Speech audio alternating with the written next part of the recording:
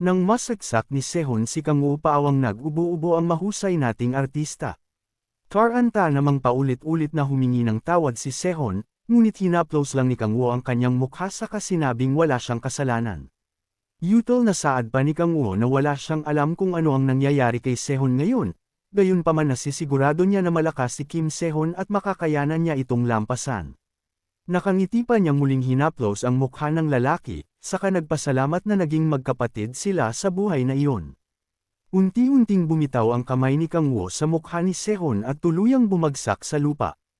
Animoy karayom na tumusok naman sa puso ni Sehun ang huling linya ng ating bida, dahil doon naalala pa niya ang kanyang trauma na maging ay ina niya ay humingi ng tawad nang siyang ipanganak.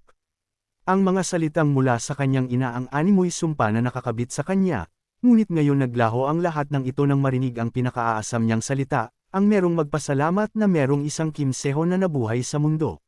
Buong puso niyang inilabas ang lahat ng naiwang galit at hinanakit sa kanya kasabay ng malakas na sigaw. Binalot siya ng matindi at nagliliwanag na puwersa dahilan upang matanggal ang nakakabit na maskara ng kadiliman. Animoy tinamaan siya ng napakalakas na kapangyarihan habang unti-unting nagbabago ang buo niyang katawan. Umiilaw ang asul na mata ni Sehun matapos ang transformasyon, pakiwari niya ay nabuhay siyang muli mula sa matagal na pagkakatulog.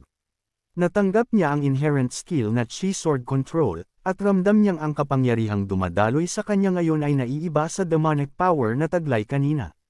Nakita niyang humihinga pa si Kang Woo kaya't naisip niyang agad itong dalhin kay Sola upang malunasan. Ngunit para magawa iyon isang dambuhalang demon pa ang kailangan niyang tapusin, kasabay nun pinalipad niya ang espadang nasa sahig patungo sa kanyang kamay. Napamurang tanong naman ni Balek kung paanong nakalaya si Sehun sa impluwensya ng seed na tanim ni Satan. Dagdag pa niya na hindi kayang lampasan ng isang hamak na tao ang pagnanasa ng isang demon. Lalo namang nag-igting ang galit ni Sehun kay Yog Sharon at itinuring niya ito bilang ang demon na kinamumuhian sa lahat. Gamit ang Chi Sword Control kaagad dumami ang bilang ng espada ni Sehun, lumipad papasugod ang mga ito patungo sa kinaroroonan ni Yog Sharon. Sa isip-isip ni Sehun pagbabayaran niya ang kapaling demon na nagtangka kay Gaia, at naging dahilan kung bakit niya sinaksak si Kang Woo gamit ang sarili niyang mga kamay.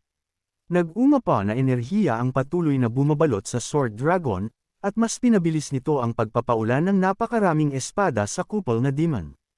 Walang parte ng katawan ni Balek ang hindi tinamaan ang espada, hindi naman ito kumilos o dumpenso kundi malakas na sigaw ang tanging ginawa.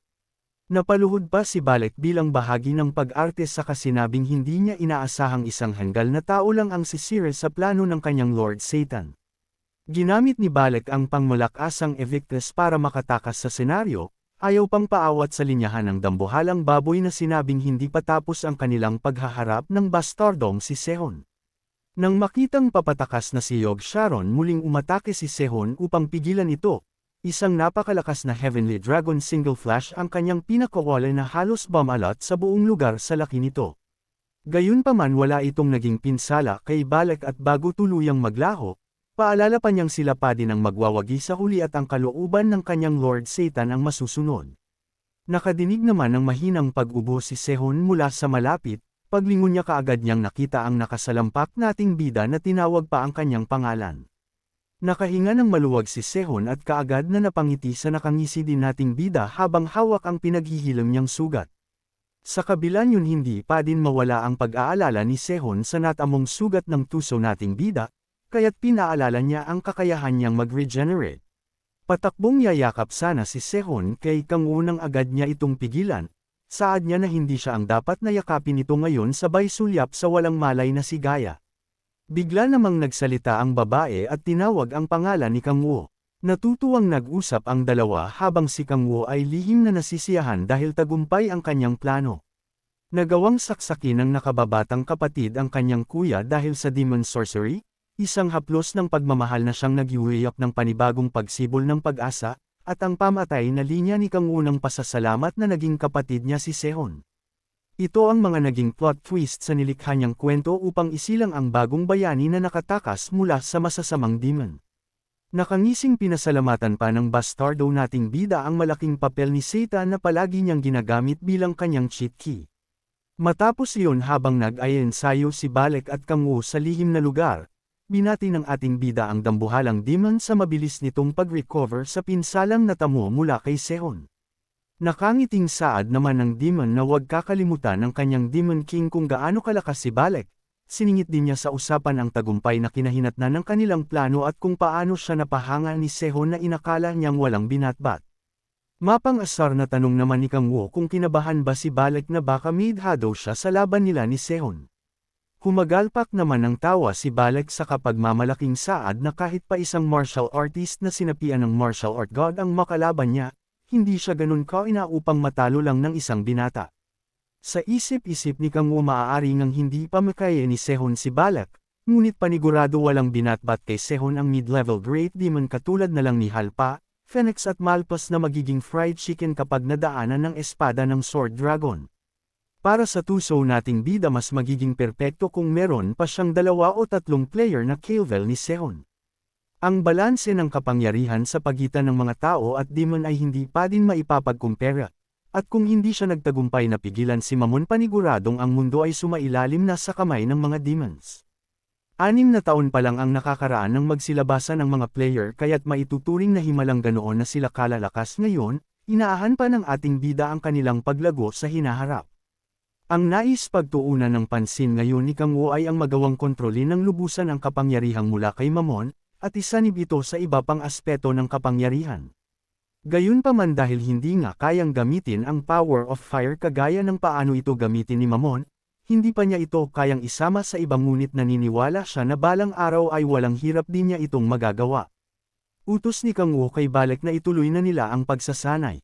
Nang itanong ni Balek kung hindi ba napapagod si Kang Woo, inamin ng ating bida na nais din niyang magpahinga gaya ng iba.